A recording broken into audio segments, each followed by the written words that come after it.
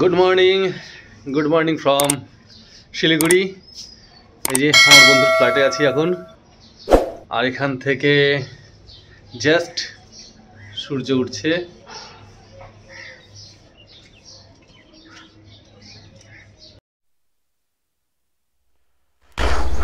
Time 7:30, 6টায় বেরোনোর কথা, সেখানে 1.5 ঘন্টা এখনই লেট।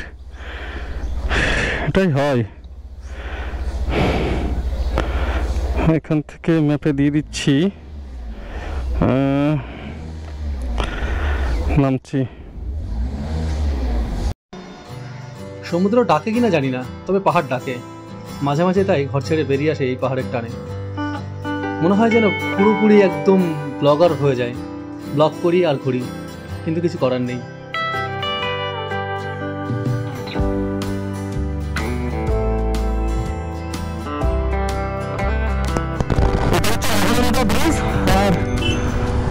কাঞ্চনজঙ্ঘা আজকে প্রথম দর্শন।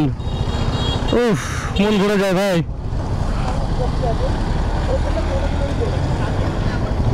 এখান থেকে শুরু হচ্ছে, এখান থেকে এই বেঙ্গল সাফারি।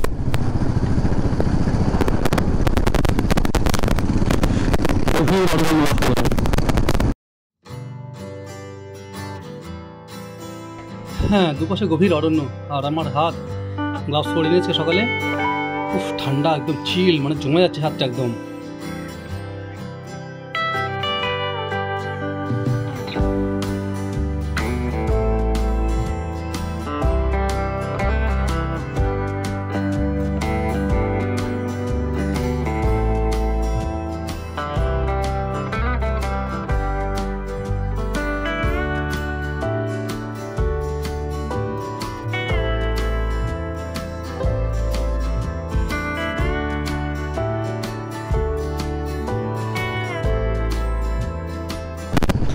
পাহাড় আর পাহাড়, পাহাড় আর পাহাড়, এটাও তো মজা।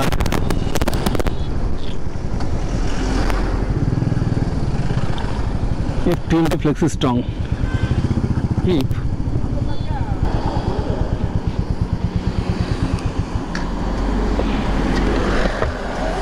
থাকবি এখানটায়? চা চা দেখ, মোটো হয় নাকি?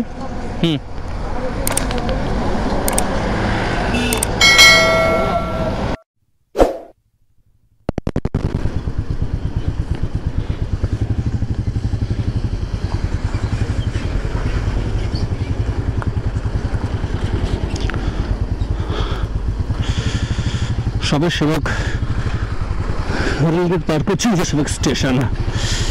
সাবাস, হেভি রাস্তা তো, এগুলো থেকে পাথর সব নেমে নেমে পড়ে।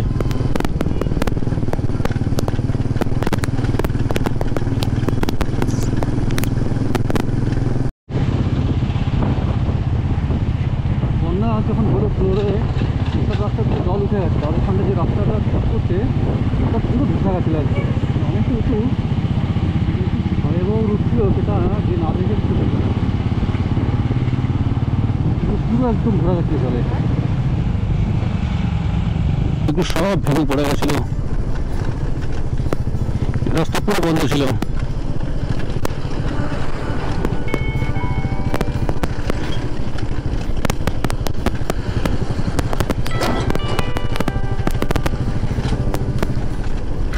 এর জন্য এই গাড়ি এত স্লো চলছে, এখানটায় প্রচুর জ্যাম।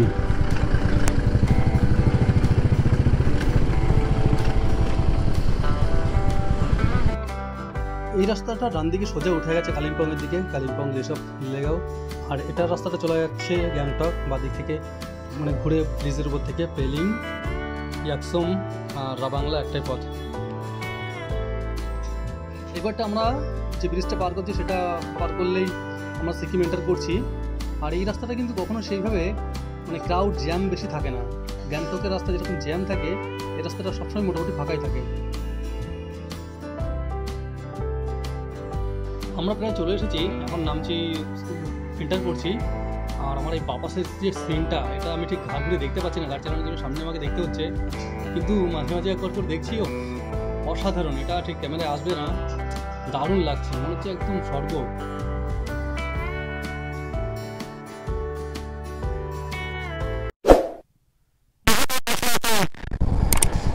চারধামে পৌঁছে গেছি।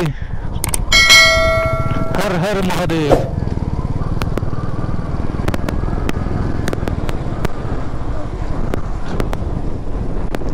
আরে বাপ রে বাপ,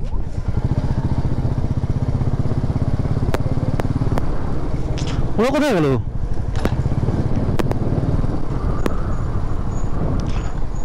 ভাই ভিডিও করো বলো।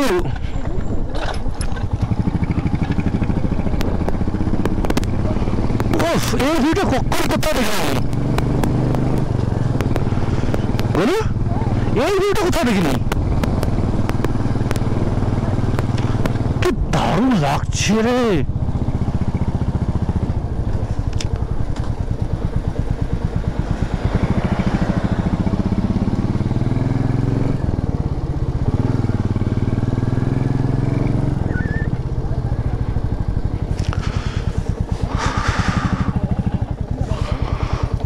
সালা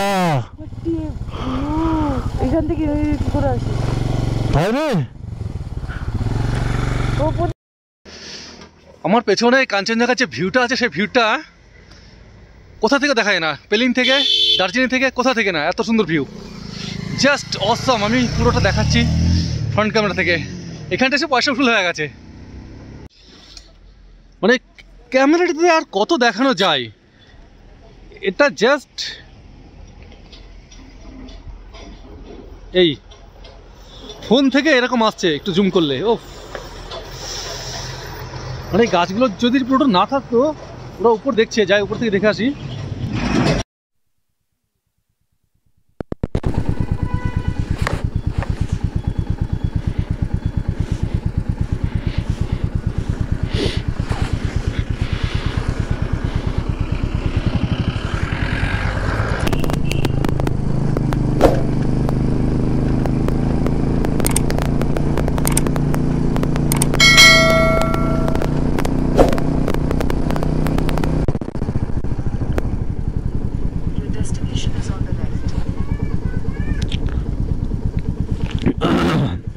এদিক থেকে রাস্তা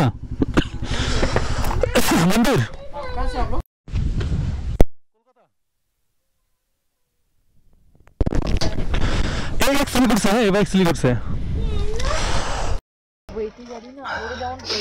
চারধাম বাবা মন্দির নামছি, এসে পৌঁছে গেছি।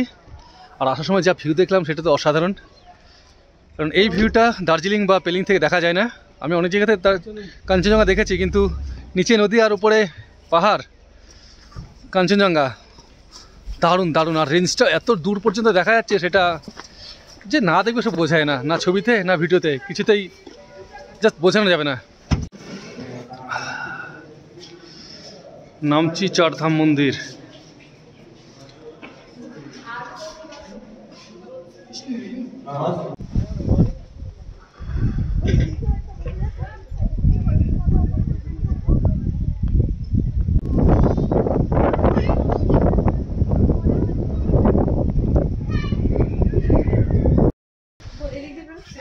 এই হচ্ছে মন্দির এন্ট্রান্স।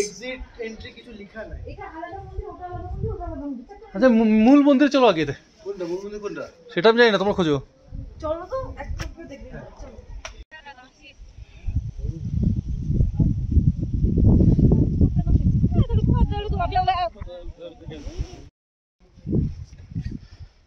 আমি প্রথমে ভাবছিলাম যে চারধাম মানে এটা কী করে চারধাম হয়, পরে ঘুরে দেখে বুঝতে পারলাম যে এখানে চারধামের যে চারটে মন্দির, চারদিকে চারটে মন্দির প্রতিষ্ঠা করা আছে। সামনে এখানটায়, ওপাশটায়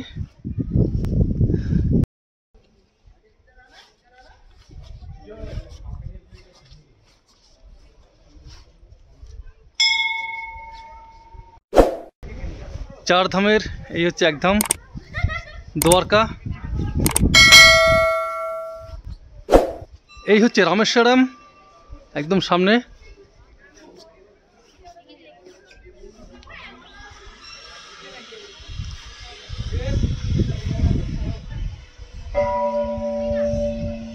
আর এটা হচ্ছে রামেশ্বরমের পাশে জগন্নাথ।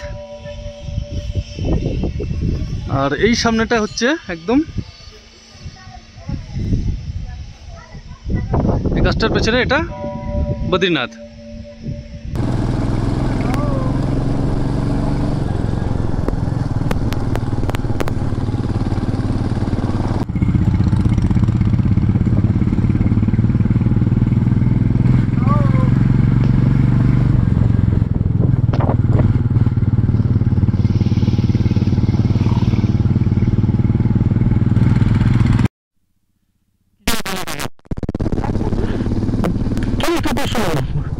ডর লাগে কাঠবিড়ালির মতো।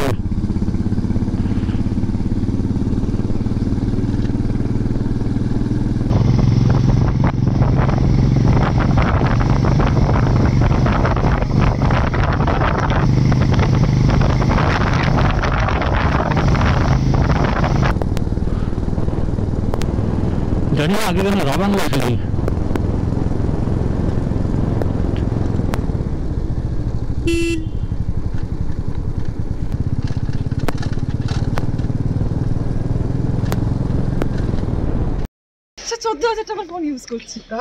রাবাংলায় আমরা পৌঁছে হোটেল নিয়ে নিয়েছি, খুব সুন্দর হোটেল, একদম ভিউ দেখা যাচ্ছে কাঞ্চনজঙ্ঘা।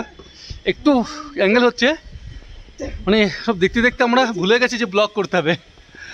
এখন ওখানটায় একটুখানি ফ্রেশ হয়ে কিছু হালকা খেয়ে আমরা উঠছি। আর আমাদের হোটেলটা পুরো বুদ্ধ পার্কের পাশেই, দারুণ লাগছে। আমি তো ভেবেছিলাম এখানে রাত্রে মাইনাস যাবে, বাট এখানে মাইনাস যাবে না, খুব বেশি হলে 4-5। হোটেল থেকে হাঁটতে হাঁটতে একদম বুদ্ধা পার্কের সামনে চলে এসেছি। কষ্ট হচ্ছে একটু হাঁটতে, বাট ভালো হয়েছে। বন্ধ হয়ে গেছে কিনা জানি না, বাট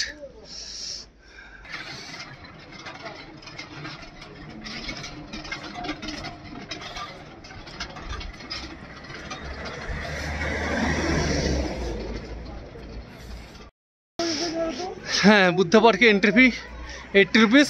আর আমাদের গোল্ড স্টুডেন্ট কার্ড ছিল, বাট তার আগে ভদ্রমহিলা ঢুকে গেছেন, কোনো ডিসকাউন্ট পাইনি। আমরা ফাইনালি বুদ্ধা পার্কে এন্ট্রি করেছি বিকেলবেলায়, মানে সন্ধ্যার টাইমে। সন্ধ্যাবেলা আসাটা কিন্তু সার্থক হয়েছে, মানে প্রত্যেকটা সময় একটা আলাদা আলাদা ভিউ থাকে। পেছনে কাঞ্চনজঙ্ঘা দেখা যাচ্ছে, সামনে বুদ্ধা, পেছনে শিবিং বুদ্ধা। ফোয়ারা চালু হয়েছে, এই ফোয়ারাটা কিন্তু দিনে আসলে বোধহয় দেখা যায় না, এটা যা সন্ধ্যাবেলা দেখা যায়। ও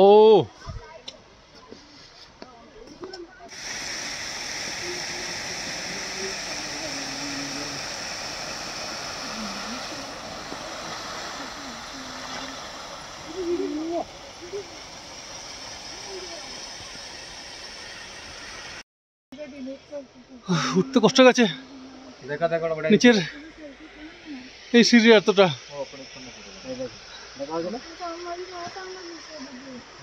সিঁড়ি ওই পর্যন্ত, কষ্ট হয়ে গেছে। নাইট ভিউ অফ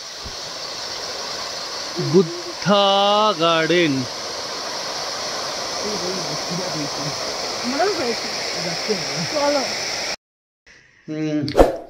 আমরা এখন রাবাংলাতে আছি, বুদ্ধা পার্ক ঘুরে এসেছি। আমার হোটেলটা খুব সুন্দর পেয়েছিলাম, একদম 800 টাকায় এত ভালো একটা ভিউ হোটেল, ঠিক আছে। 1500 টাকা নিচে কোথাও পাচ্ছিলাম না। ওপাশের রুমটা একটু ছোট, আর এই পাশের রুমটা আমাদের একদম, মানে কি বলবো, এটা একটা 2 বেড, ওই যে একটা 1 বেড, বেশ বড় সড়ো। আর ওদের রুম থেকে, জানলা থেকে পুরো ভিউটা আছে, আমাদের জন্য একদম পারফেক্ট এটা। আর একটু ঠান্ডা লাগছে, ওর লাগছে, আমার অতটা লাগছে না, তার জন্য কম্বল নিচে আশ্রয় নিয়েছে।